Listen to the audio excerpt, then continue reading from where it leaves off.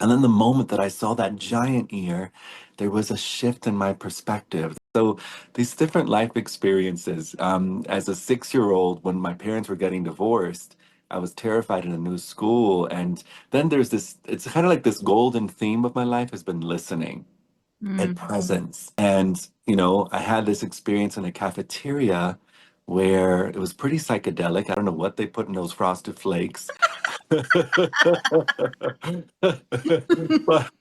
but I was the new kid and didn't want no one to talk to me or see me or look at me. So I sat in the darkest corner and I opened my spork and my cereal so meticulously, and I took a bite and it was thunder in my head. I swore that everyone could hear it. And I was terrified. And I, imagined that everyone stopped what they were doing so they can listen to me. And then I imagined that they were listening so intently that their ears couldn't take it and they popped off of their heads. And then I imagined that there were all these ears with little fairy wings on them flying around the cafeteria. And then I imagined that somehow these ears knew that they needed to rush to the center. And then all these hundreds of ears rush to the center and they create one giant ear.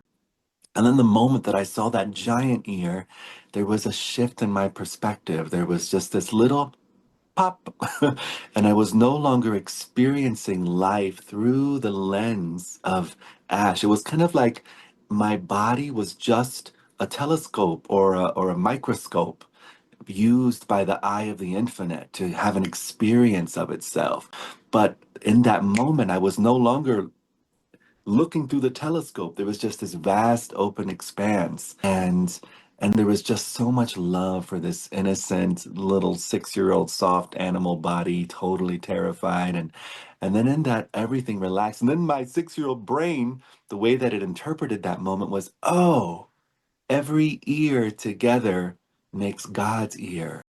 Every hand together makes God's hand. Every heart together, and it was like, oh, this is an experience of God experiencing itself.